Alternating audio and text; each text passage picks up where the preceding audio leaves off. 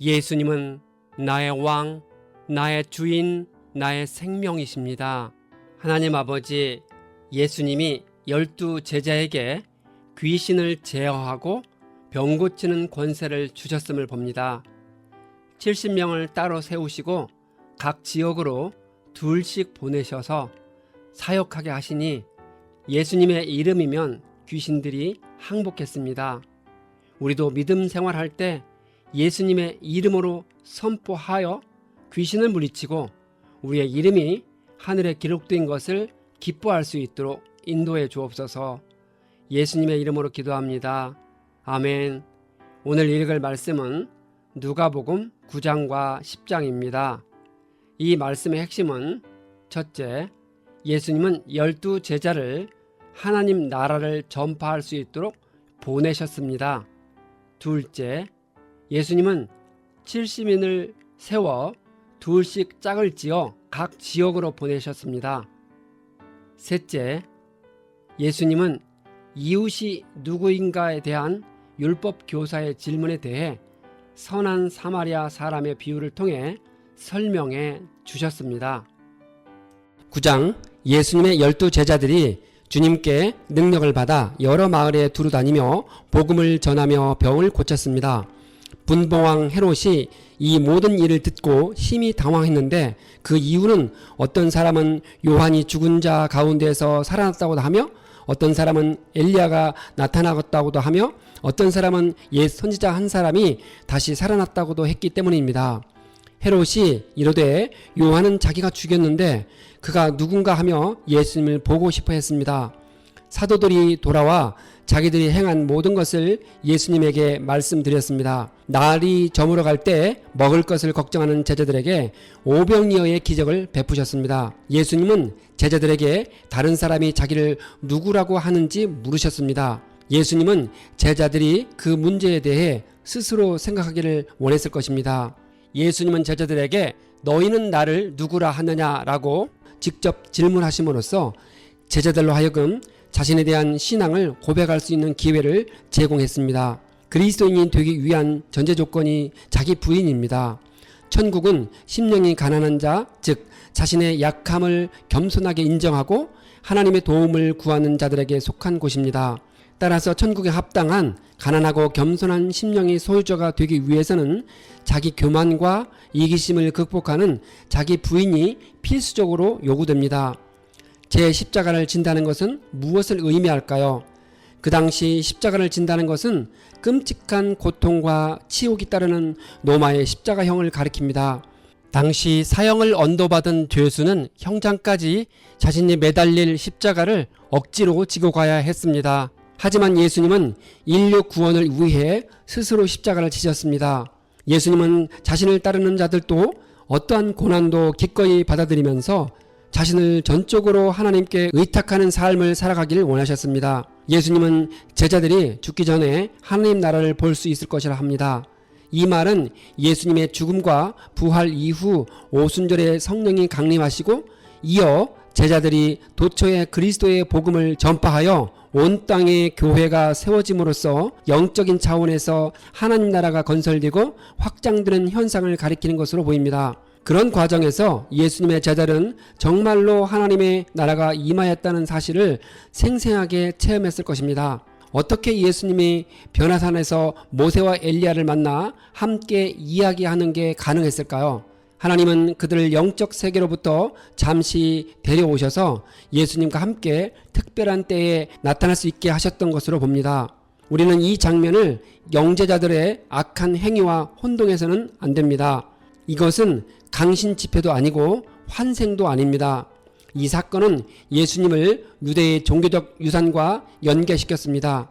여기서 모세는 율법의 대표자이고 엘리야는 예언의 대표자로 참여하여 예수님이 가르치신 새 언약의 보증인이 됨으로써 그것의 우월성을 입증해 주셨습니다. 예수님은 제자들이 할 수 없었던 귀신 들린 아이를 낫게 하셨습니다. 귀신을 쫓아내기 위해서는 믿음과 기도가 필요합니다. 예수님은 자신이 사람들의 손에 넘겨지는 십자가 순환에 대해 두 번째로 예고하셨습니다. 사마리아 사람들은 예수님이 가시려는 장소에 대해 신경을 썼습니다. 사마리아인은 누구든지 예루살렘에 올라가 그곳에서 예배드리는 자를 싫어하고 배척했습니다. 왜냐하면 그들은 조상의 전통에 따라 하나님과 만날 수 있는 유일한 예배 장소는 그리심산이라고 믿었기 때문입니다. 이 같은 종교적인 이유뿐만 아니라 인종적 차이 때문에 오랜 세월 동안 사마리아인과 유대인 사이에는 깊은 적대감이 존재하고 있었습니다. 예수님은 자신의 제자가 되려는 자들을 선뜻 받아들이지 않으시면서 그들에게 제자의 자세를 일러주셨습니다. 첫째, 제자는 부귀 영광이 아니라 고난과 역경을 감수해야 합니다. 둘째, 제자는 모든 일에 앞서 하나님 나라의 일을 가장 우선시해야 합니다. 셋째, 제자는 세상적인 미련을 모두 떨쳐버려야 합니다. 예수님은 영적으로 죽은 자들이 육체적으로 죽은 자를 장사하라 합니다.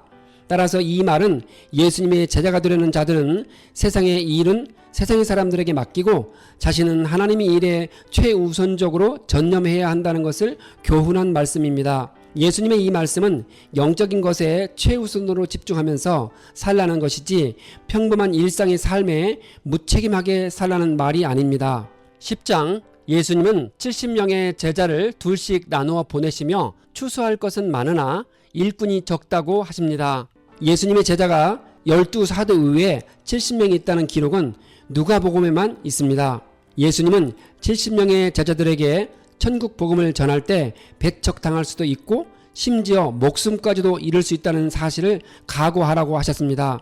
제자들은 예수님의 명령을 따라 길에서 아무에게도 무난하지 않아야 했습니다. 유대인들은 길손들끼리 길에서 만나면 요란한 인사를 나눕니다. 이것저것 묻고 답하다 보면 많은 시간이 소요됩니다. 그래서 예수님은 제자들을 복음 전도의 현장에 내보내시면서 특별히 당부하신 것입니다. 하나님의 심판이 죄에 따라 더 쉽거나 무겁기도 합니다. 더 많이 알고 있다는 것은 더 많은 책임이 있다는 것을 의미하기 때문에 알고서 지은 어떤 죄들은 모르고 지은 다른 죄보다 더욱 무거운 징벌을 받습니다.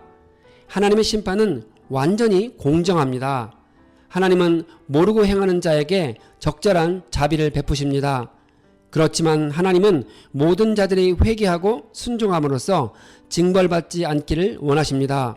70인의 제자들이 돌아와 자신들이 주님의 이름으로 선포했을 때 귀신들이 항복했다고 보고했습니다.